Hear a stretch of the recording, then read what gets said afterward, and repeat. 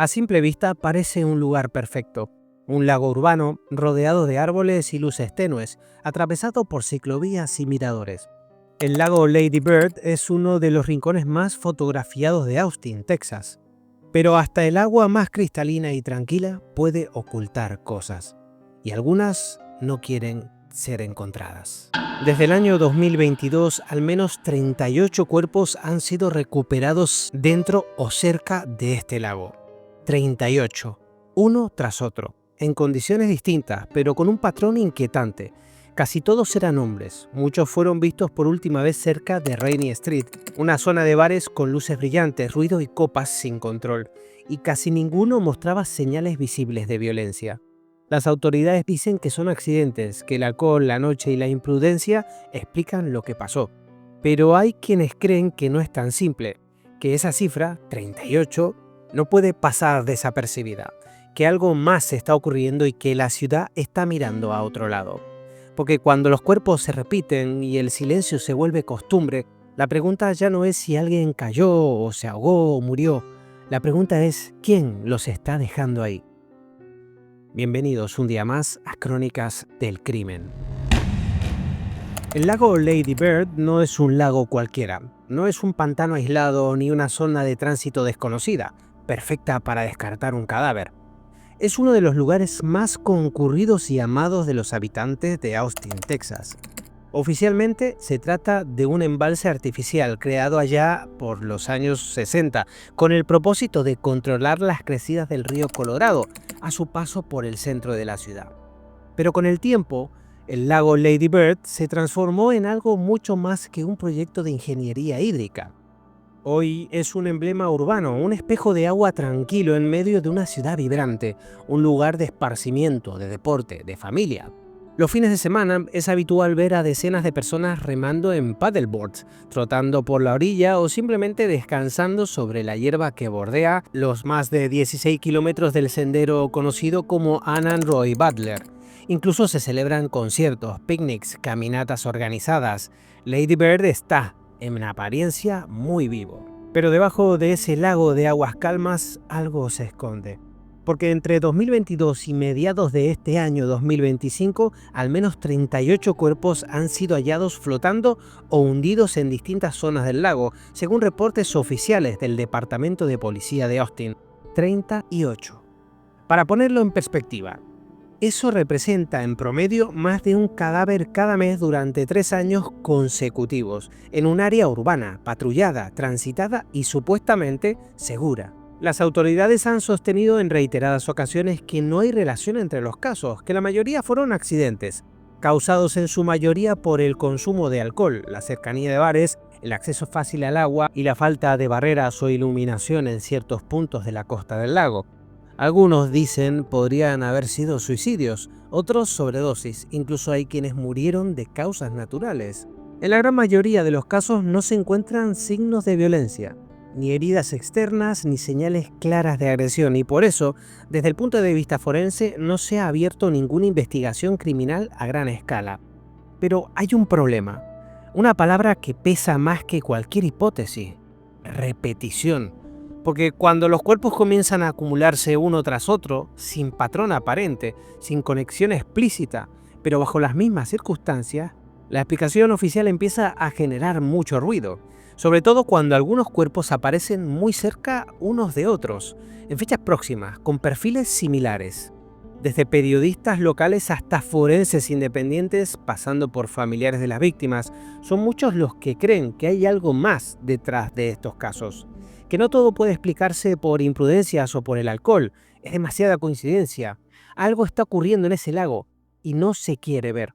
Incluso ha surgido un nombre en redes sociales, un apodo inquietante, repetido en teorías y foros digitales: el Destripador de Rainey Street. Un apodo inspirado en el área cercana a la costa norte del lago, donde se encuentra una de las zonas de bares más activas de Austin, Rainey Street, y desde donde muchos de los fallecidos fueron vistos por última vez. Las autoridades, sin embargo, rechazan tajantemente esta teoría. Aseguran que no hay pruebas de un asesino en serie, que los datos no sustentan ninguna hipótesis conspirativa y que, si bien el número de cuerpos es elevado, no hay motivo para alarmarse. Pero entonces uno se pregunta, si no hay nada que temer, ¿por qué siguen apareciendo cuerpos? Y más importante aún, ¿por qué nadie hasta ahora ha conectado los puntos?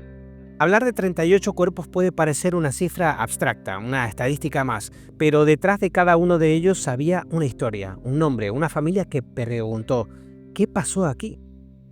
Aunque muchos de los casos no fueron identificados públicamente, algunos patrones comienzan a repetirse cuando uno examina los registros con atención. De acuerdo con fuentes como Different Drummer, aproximadamente 30 de las víctimas eran hombres, y más del 60% tenía entre 30 y 49 años. Hombres adultos jóvenes, no ancianos, no niños, no perfiles de alto riesgo.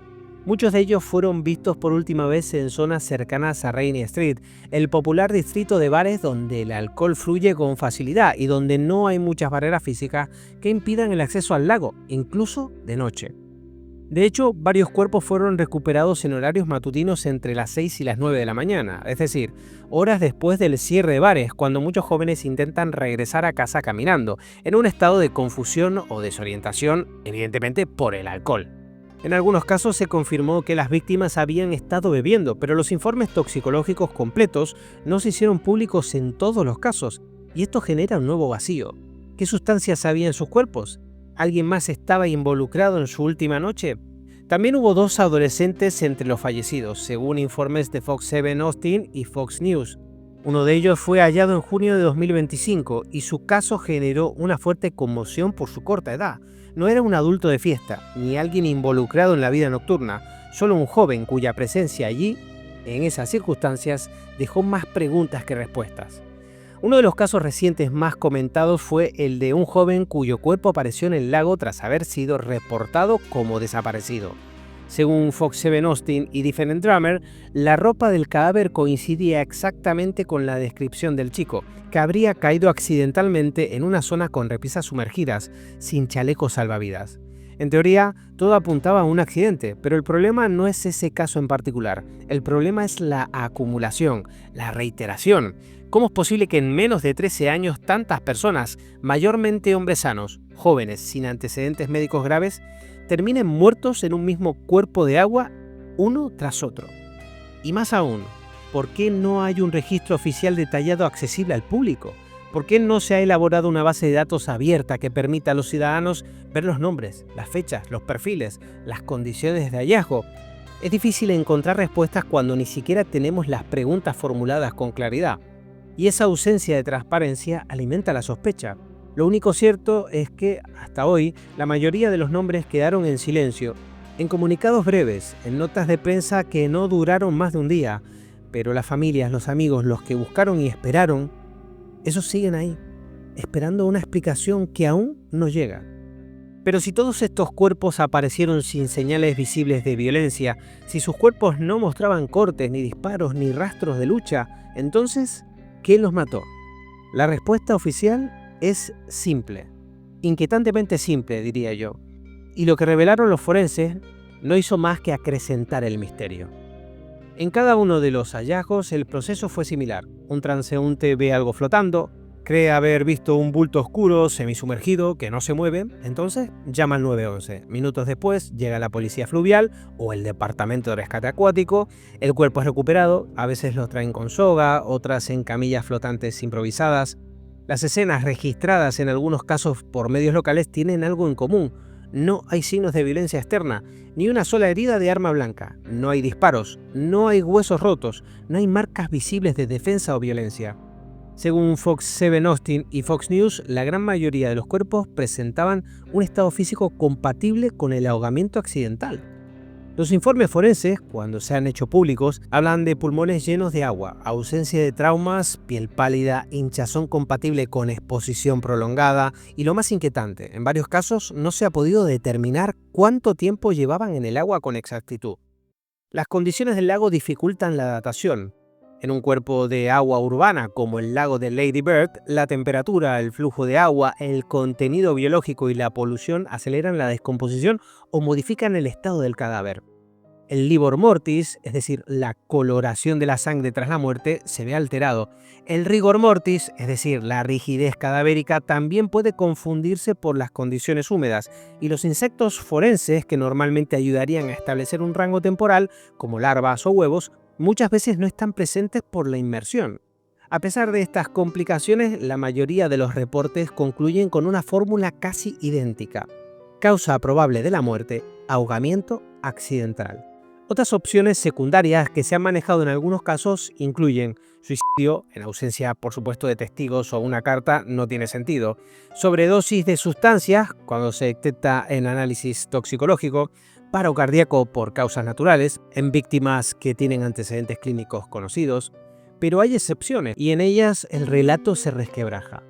Según Nargis Story Maps, al menos un caso fue clasificado oficialmente como homicidio.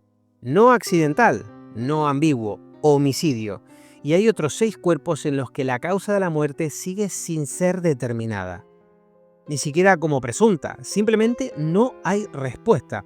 Lo más inquietante no es solo el vacío de información, sino la ausencia de voluntad, o pareciera que fuera así, de profundizar en él. En la mayoría de estos casos no se utilizaron luminol en áreas cercanas, ni se inspeccionaron patrones de microfibra en las ropas, ni se publicó información detallada de las toxinas encontradas. Tampoco hay constancia de análisis cruzados entre fechas, testimonios de allegados o patrones de movimiento desde bares de la zona. Y así, cada informe de forense, en lugar de cerrar una puerta, abre otra nueva. Porque cuando uno analiza cada cuerpo por separado, todo parece razonable, pero cuando los junta, uno tras otro, año tras año, la versión oficial ya no suena tan sólida. Los cuerpos hablan, pero solo lo justo, y la ciencia forense, en lugar de aportar certezas, dejó más sombras que respuestas. Ahora era el turno de la policía, y lo que hicieron con esos datos terminó dividiéndolos aún más. Pero no solo entre ellos, sino a toda la ciudad. La policía de Austin, junto a la oficina forense del condado de Travis, fue la encargada de liderar la investigación sobre cada uno de los cuerpos encontrados en el lago Lady Bird. Caso por caso se siguió, al menos en apariencia, el protocolo estándar: levantamiento del cadáver, transporte al laboratorio, realización de autopsias, informes toxicológicos y cierre administrativo si no había evidencia de delito. En declaraciones recogidas por medios como Misa, Fox 7 Austin y The Hindustan Times, las autoridades insistieron una y otra vez: no hay indicios de intervención criminal, no existe un patrón de conducta, no hay relación entre los casos. La frase más repetida fue: cada incidente es independiente, un mantra que con el tiempo empezó a generar más sospechas que calma, porque si bien los casos fueron investigados individualmente, no hubo, según se sabe, una investigación conjunta, compartida o longitudinal. No se creó una unidad especial, no se compartieron perfiles entre forenses ni agentes, y mucho menos se elaboró un informe integral que analizara la recurrencia de muertes en un mismo punto geográfico, con factores comunes como la franja etaria, el género o el entorno social. Lo que sí se hizo fue emitir recomendaciones. En reiteradas ocasiones, la policía pidió a la población que evitara caminar sola por los senderos cercanos al lago, especialmente de noche. También insistieron en que los visitantes del área de Rainy Street, la zona de los bares, actuaran con precaución, sobre todo durante los fines de semana y feriados. Pero esa sugerencia de precaución no siempre venía acompañada de acción preventiva. Durante meses, la comunidad pidió más iluminación en los tramos oscuros del lago, mejor señalización en los accesos al agua y la instalación de cámaras de seguridad en puntos clave. Peticiones que, según reportó Misa, fueron parcialmente ignoradas o demoradas por motivos presupuestarios. En otras palabras, la policía no encontró evidencias de crimen, pero tampoco hizo demasiado para prevenir nuevas muertes. Esto generó una grieta entre la versión oficial y la percepción pública. Por un lado, un informe policial tras otro cerrando casos con la etiqueta de accidente. Por otro, familias que no se conformaban con eso. Vecinos que empezaban a ver un patrón y periodistas que comenzaban a preguntarse: ¿y si todo esto no fuera tan accidental como parece? Un ejemplo concreto. En 2023, cuando el cuarto cadáver en 3 meses fue encontrado flotando cerca del mismo embarcadero, las autoridades no emitieron ningún comunicado oficial especial, ningún operativo reforzado, ningún despliegue extraordinario. Para el público comenzaba a aparecer una normalización peligrosa, el lago como un cementerio tácito, un espacio donde los muertos aparecían y desaparecían de la agenda mediática en cuestión de horas. Y si bien la mayoría de los casos no mostraba evidencia criminal, hay algo que los investigadores experimentados saben muy bien. La ausencia de pruebas no es prueba de ausencia. Y en este caso, esa frase se volvió más inquietante que nunca. La policía decía que no había nada, que no había patrón, que no había crimen, pero afuera, en las calles, en redes, en foros, en grupos de vecinos, la gente comenzó a conectar puntos que los informes ignoraban, y de esa sospecha nació una figura oscura, una sombra que todavía, hoy, recorre los márgenes del lago.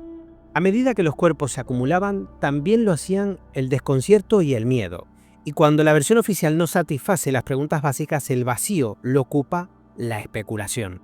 Fue así como entre 2023 y 2024 empezaron a circular en redes sociales, especialmente Facebook, rumores sobre un supuesto asesino serial. No tenía rostro, ni pruebas firmes, pero sí un nombre: Rainey el Destripador. Una alusión directa al mítico Jack el Destripador de Londres, pero con un entorno moderno, una zona de bares, alcohol, cuerpos de agua sin vigilancia y un patrón que algunos empezaron a ver con claridad inquietante. Por supuesto, la diferencia es que este asesino supuesto no los mata con violencia. Y no eran solo internautas anónimos quienes hablaban de esto. Según reportes de Fox News y de Hindustan Times, algunos forenses independientes y psiquiatras criminales empezaron a señalar similitudes entre los perfiles de las víctimas. Mayoría hombres, edad de entre 30 y 45 años, último paradero conocido cerca de Rainey Street, cuerpos sin señales externas de violencia, horarios de desaparición similares. No eran pruebas, pero tampoco coincidencias menores. Una de las teorías que más inquietud generó y que fue recogida por Fox News es la posibilidad del uso de drogas incapacitantes como el GHB o el Rohypnol, comúnmente conocidas como drogas de sumisión química. Sustancias incoloras, inodoras, que pueden disolverse fácilmente en una bebida y que actúan en minutos, anulando la voluntad y la motricidad de la víctima.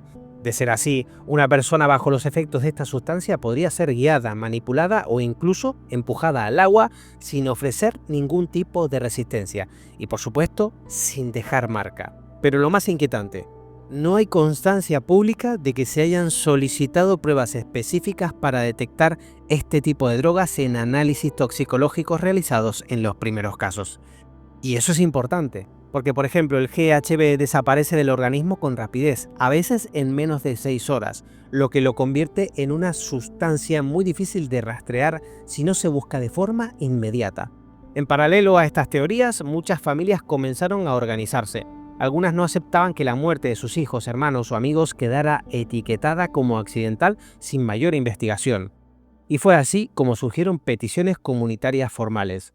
Una de las más visibles fue la exigencia de instalar cámaras de seguridad y aumentar la iluminación en los senderos que bordean el lago Lady Bird, en especial en los tramos cercanos a Rainey Street, donde los jóvenes suelen salir de madrugada y casi siempre en estado de embriaguez y solos. Según informó Beaumont Enterprise, se recogieron miles de firmas en plataformas como Change.org para que la ciudad tomara cartas en el asunto, pero las respuestas institucionales fueron lentas, parciales o directamente evasivas.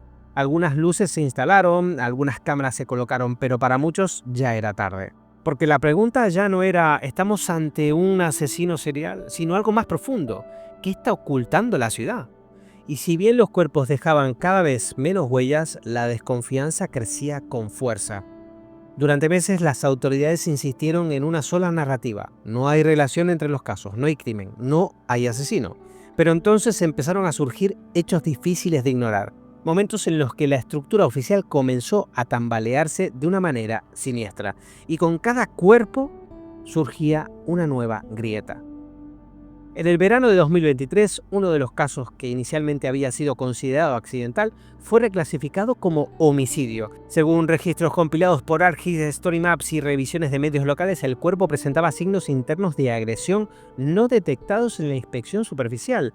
Lo que parecía un simple ahogamiento resultó tener microfracturas en las costillas y una hemorragia subcutánea en la parte posterior del cuello, lesiones compatibles con una sujeción violenta. Nadie fue arrestado y el caso sigue abierto, pero desde ese momento la confianza en los informes iniciales se resquebrajó por completo. Y por supuesto surge una duda más que razonable. Si se habían equivocado con uno, ¿cuántos más estaban mal clasificados? En otro caso de 2024, un joven apareció flotando a escasos metros del muelle oeste del lago. El primer informe forense fue breve: muerte accidental, cuerpo sin signos de trauma. Pero la familia insistió. Aportaron mensajes, vídeos de su última noche, testimonios de amigos que lo vieron irse acompañado por un desconocido. Ante la presión, se ordenó una segunda revisión, y ahí apareció lo impensado. Una pequeña laceración detrás de la oreja izquierda, no reportada en la primera autopsia. La lesión por sí sola no explica la muerte, pero sí contradecía la narrativa de cuerpo intacto. Lo que parecía una omisión técnica se convirtió en una evidencia de negligencia forense. Cuando se analizaron las coordenadas de los 38 cuerpos hallados, un patrón geográfico emergió. Según el mapeo de Story Maps y medios como MISA, más de la mitad de los cadáveres fueron encontrados en un radio menor a 800 metros del mismo tramo de costa, el que conecta el sendero Butler con el sector trasero de Rainy Street. La frecuencia no era aleatoria, era repetitiva, insistente. Muchos expertos urbanos empezaron a plantear una pregunta muy incómoda: ¿por qué el punto más mortal del lago es también el menos iluminado?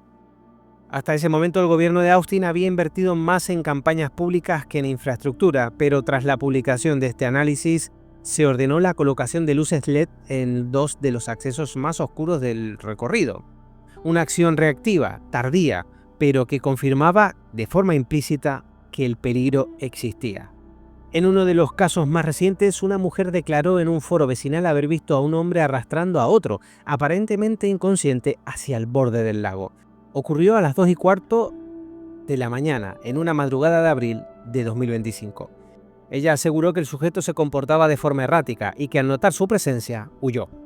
Llamó al 911, hizo la denuncia, incluso presentó una descripción aproximada del sospechoso, pero su testimonio nunca fue incorporado oficialmente a la investigación del caso posterior, a pesar de que ese mismo día apareció un cadáver en la zona señalada. Cuando se le preguntó al departamento de policía por qué no se tomó declaración formal, la respuesta fue escueta: no se consideró una línea viable de investigación. Para muchos eso no fue un error, fue un síntoma de una institución más interesada en cerrar casos que en resolverlos. En menos de 3 años, el lago Lady Bird no solo acumuló cuerpos, acumuló grietas, mentiras, contradicciones, inconsistencias y la creciente sensación de que algo o alguien estaba operando en silencio. No hay pruebas definitivas, no hay confesiones, pero sí hay vacíos.